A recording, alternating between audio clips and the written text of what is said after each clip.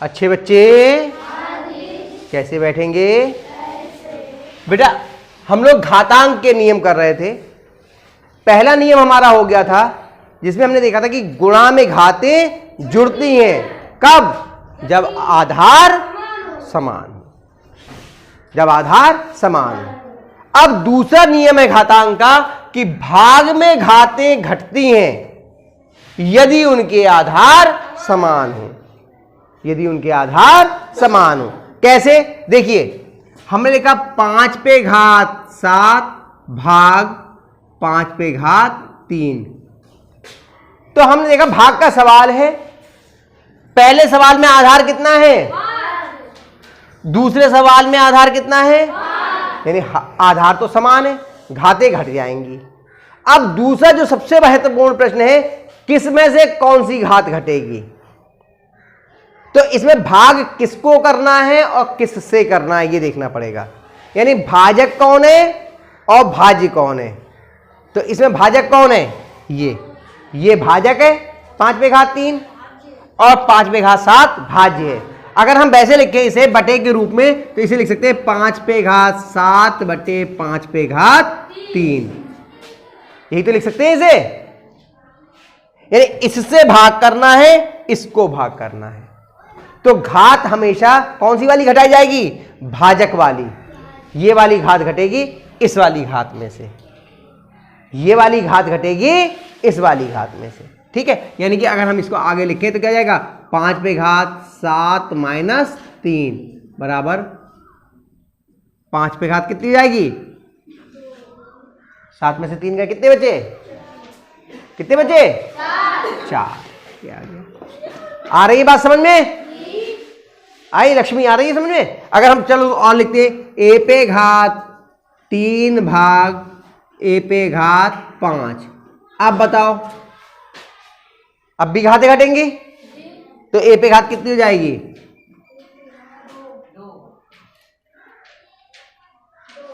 2। सही है? शिवा अभी हिचकिचा रही है, सही बोले कि नहीं बोले? क्यों? चलो करके देखते हैं। यही था ना, a पे घात 3 भाग a पे घात 5। भाग में घात है घटती है, तो किस में से कौन सी घटेगी? 5 में से 3 घटेगी। सही कह रही है? किस में से कौन सी घटती है? 5। अतुल हाँ क्या कह रहे? ये भाजक की घात घटती है। अभी हमने बताई थी ये बात। बड़े में से छोटी नहीं घटनी है, भाजक की घात घटनी है। भाजक वाली जो है ना, भाज्य की घात में से भाजक की घात घटनी है, यानी इसमें से इसकी घात घटनी है। तो क्या लिखा जाएगा? 3 माइनस 5 बराबर कितना जाएगा? a पे घात बताओ कितनी आएगी? 2। प्लस की या माइनस की? अरे दोनों अलग अलग चिन्ह के घटेंगे, चिन्ह किसका लगेगा? क्योंकि माइनस की संख्या बड़ी है। तो कितनी आएगी? a पे घात माइनस 2। अब बताओ ये सही था या गलत? गलत है। आगे समझिए, ये गलत है, ये सही है। इसलिए जल्दीबाजी में उत्तर नहीं देते हैं और चिन्हों का हिसाब जरूर लगा लेते हैं पहले। अगर चिन्ह का हिसाब नहीं लगाएंगे तो गलती हो ही जाएगी। और करके देख लेते हैं, कोई बात नहीं। हमने लिखा 3 पे घात 5 भाग 3 पे घात 2। बताओ कितनी होगी? पवनेश बताओ कितना होगा? आगे पहले भाग के रूप में घटा के लिख लो, फिर बाद में बोलना। 3 पे घात कितनी लिखी जाएगी? -2। ठीक है, कितना आ गया आगे? 3 पे घात 5 में से 2 घटाया 3, कितना आ गया? 3।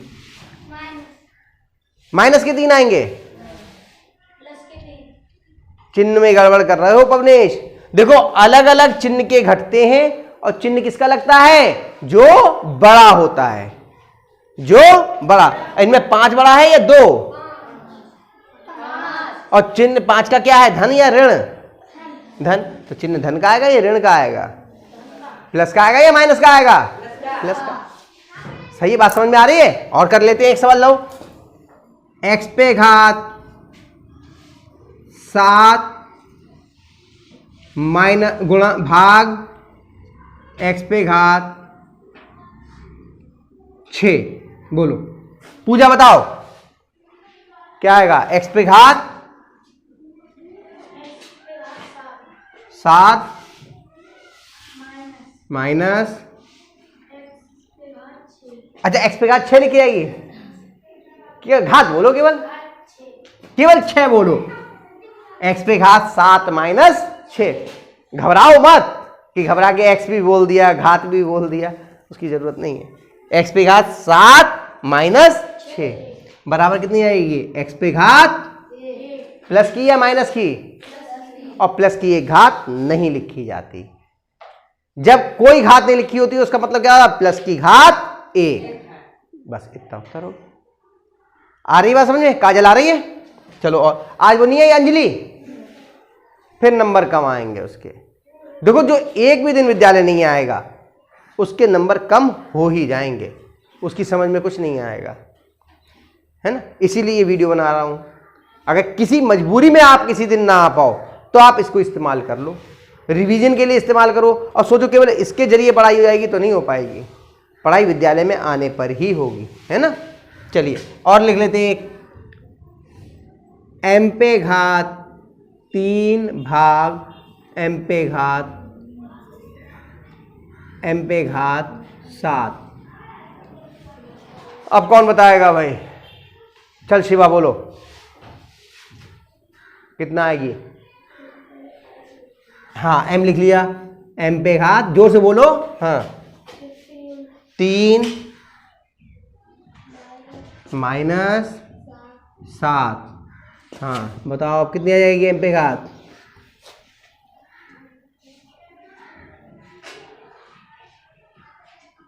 प्लस की आएगी या माइनस की? पहले तो ये बताओ। प्लस की आएगी। अरे कई लोगों की खोपड़ी ऐसे हिल गई। लक्ष्मी बताओ प्लस की आएगी या माइनस की? क्यों? बड़ी संख्या माइनस की है, कोई बात नहीं, नियम याद करो बेटा, माइनस की आएगी। और माइनस के कितने आएंगे? माइनस के 4 आया समझे? तो नियम क्या था कि भाग में घातें घटती हैं यदि उनके आधार समान है। ठीक है, बैठे आइए, समझ में आ गया? ये नियम के साथ सारे उदाहरण उतार लीजिए, मैं उदाहरण नंबर लिख दे रहा हूं। उदाहरण 1 कहां तक आया? यहां तक आया। फिर उदाहरण 2 उतार लीजिए बेटा आप लोग, और फिर आया उदाहरण 3, ये वो उदाहरण 4, और ये वो उदाहरण 5। इतने उदाहरणों से आपको सारे नियम अच्छे से समझ में आ जाएंगे। ठीक है, उतार लीजिए इसे। अब तीसरा नियम क्या है कि किसी संख्या या पद पर घात 0 हो तो उसका मान 1 होता है। कितना होता है? 1। कैसे? देखिए समझ लीजिए। जैसे हमने लिखा ये 15 पे घात कितनी है इस समय? 15 पे इस समय घात कितनी है? 0। अभी बताई थी कि जब कोई घात ना हो तो उसका मान कितना होता है? 1 घात। यहां पे 15 पे घात कितनी है सोनू? 1। लेकिन हमने 15 पे घात ये लिख दी। अब ये 15 पे घात कितनी हो गई? 0। इसका तो इसका मान कितना होगा? 1। कोई बात नहीं, ठीक है, इसे समझ लो। 15 पे घात 0 है तो इसका मान कितना होगा? 1। ठीक है, बराबर 1। ठीक है, और अगर हमने लिखा a लिख दिया, a पे घात 0 हो गया तो इसका मान कितना होगा? 1। x प्लस वाई, इस पे घात लिख दी हमने 0। ये पूरी देखो ब्रैकेट लग गया तो ये पूरे पे घात हो गई। घात कितनी लिख दी हमने? 0। इसका मान कितना होगा? 1। ये किसी भी संख्या पे या किसी भी पद पे अगर पूरे पे घात 0 है तो मान कितना होगा? 1। ये बस इतना सा नियम है, ठीक है। इसे उतार लीजिए। ये चीज चौथा नियम है, बहुत महत्वपूर्ण है, थोड़ा सा ध्यान से समझ लीजिए कि अलग अलग आधार पर समान घात का नियम, यानी आधार यहां पे अलग अलग है लेकिन घातें एक समान है। अभी हमने गुणा और भाग में क्या पढ़ा था हम लोगों ने कि समान आधार है, उनकी गुणा हो रही है तो क्या नियम है, घातें जुड़ रही हैं। समान आधार है, भाग है, तो क्या हो रहा है, घातें घट रही हैं। अब यहां पर कह रहे हैं कि अगर आधार अलग अलग हैं लेकिन घातें समान हैं, जैसे हमने लिखा 3 पे घात 7 गुणा 5 पे घात 7, 3 पे घात 7 है और 5 पे घात 7। तब हम क्या कर सकते हैं, समझिए, घातें समान हैं लेकिन आधार अलग अलग, तो हम क्या करें, 3 की 5 से गुणा और ऊपर घात लगा दें 7, यानी कि इन दोनों की गुणा करें और उस गुणनफल पे भी घात 7 लगा सकते हैं। समझ रहे हैं आप? इस नियम को हम नियम के रूप में नहीं लिखेंगे, उदाहरण से ही समझने की कोशिश करेंगे तो आसान रहेगा, नियम से करने में उलझेगा, ठीक है। या ऐसे लिख सकते हैं हम a पे घात 4 गुणा a पे घात b पे घात 4, इसका मतलब क्या हो जाएगा, a गुणा b पे घात 4। आ रही समझ में बात?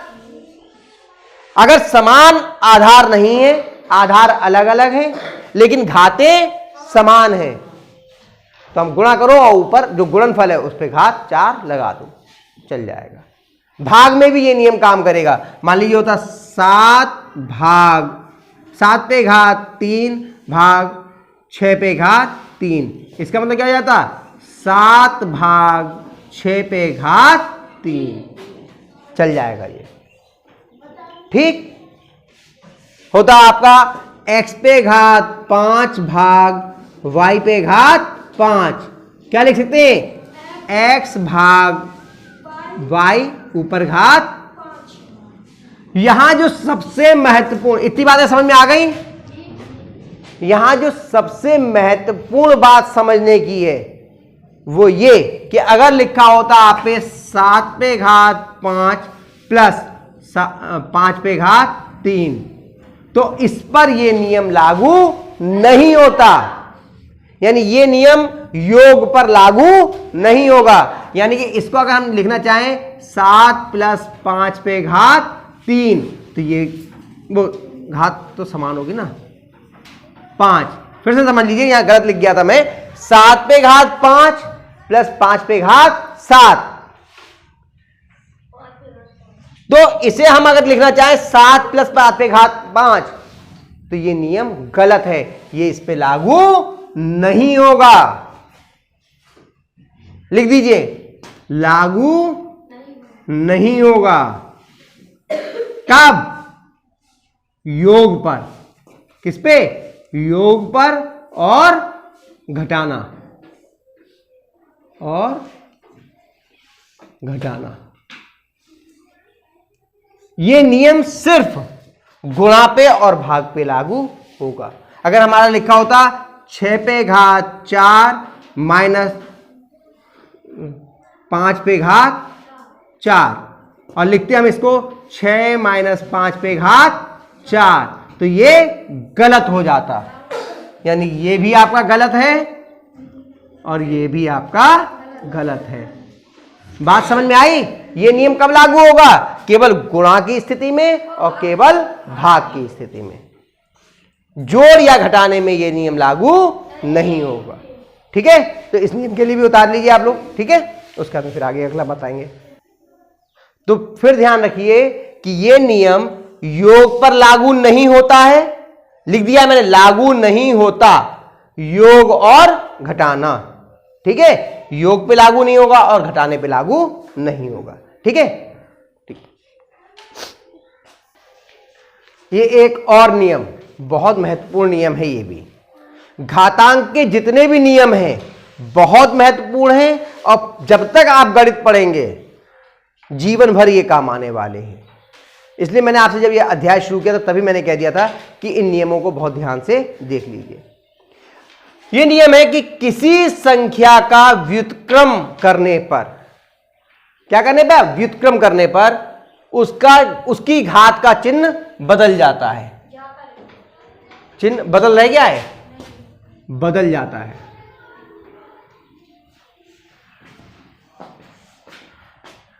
अब अगर हम बात समझे, पहले व्युत्क्रम समझ लीजिए, व्युत्क्रम क्या होता है। इसे अंग्रेजी में बोलते हैं रेसिप्रोकल। जैसे कि हमने लिखा 5, 5 का व्युत्क्रम क्या होगा? 1/5। यानी अगर अंश में है तो इसे कहां ले जाओ? हर में। यहां हमने लिखा 1/7, इसका व्युत्क्रम कितना होगा? 7। इसका व्युत्क्रम कितना होगा? 7। तो अगर यहां पे घात माइनस वो 1 थी, यहां पे घात इस समय कितनी है? 1, तो यहां घात कितनी हो जाएगी? इसकी चिन्ह बदल जाएगा। कितनी हो जाएगी? -1। कितनी हो जाएगी? यहां अगर 1 थी तो यहां कितनी हो जाएगी? -1। आ रही है बात समझ में? हमने व्युत्क्रम किया तो उसकी घात बदल गई, उसकी घात बदल गई। और दूसरी तरीके देखिए, 3 पे घात लिखी है -7 और इसे लिखेंगे तो घात का 1/, अगर लिखे तो 3 पे घात कितनी हो जाएगी? इस समय कैसी है? -7। अब कैसी हो जाएगी? 7। आ रही बात समझ में? चलिए और देखिए, अगर लिखा है 6 पे घात 2/4 पे घात -3 तो बराबर, हमने कहा घातें धनात्मक कीजिए, तो इसकी घात तो पहले से धनात्मक है, इसे ऐसे लिखा रहने दीजिए। 6 पे घात 2 और 4 पे घात कितनी जाएगी? ऊपर आ जाएगी तो +3। ये -3 थी, ऊपर आ गई तो प्लस की घात 3 हो गई। आ रही है बात समझ में? या और देखिए, हम लिखा 6/7 पे घात -4, 6/7 पे घात -4, इसको पलट दीजिए, यानी इसका व्युत्क्रम कर दीजिए, इसका व्युत्क्रम, तो ये माइनस की घात कायम हो जाएगी प्लस में, यानी अंश का हर कर दीजिए और हर का अंश, क्योंकि ये पूरे पे घात है ना। 7/6 पे घात 4 हो गई, 7/6 पे घात 4। और ये मालूम है नियम, ये 4 घात इसे भी मिलेगी और 4 घात इसे भी, ये अभी हमने पिछले नियम में देख लिया था। जैसे इकट्ठी करते घाते वैसे ही बढ़ती भी है, डिस्ट्रीब्यूशन भी वैसे ही होगा, है ना, बंटवारा भी वैसे ही होगा। नियम समझ में आया कि अगर किसी भी संख्या का हम व्युत्क्रम कर दे, या उल्टे तरीके से समझ लीजिए, अगर किसी संख्या पे घात ऋणात्मक है, उल्टे नियम से भी समझ लीजिए, वही ज्यादा काम आएगा। अगर किसी संख्या पे घात ऋणात्मक है तो उस घात को धनात्मक करने के लिए अगर वो अंश में है तो उसे हर में कर दीजिए, हर में है तो उसे अंश में। ये हर में था, 4 जो था हर में था, घात माइनस की थी, प्लस की करने के लिए इसे अंश में लिया है। ये अंश में था, घात माइनस की थी, धनात्मक करने के लिए घात इसको हम हर में ले गए। आ गई बात समझ में? ऐसे होता है, समझ आ गई? ये सारे नियम कर लीजिए, उतार लीजिए इसको भी।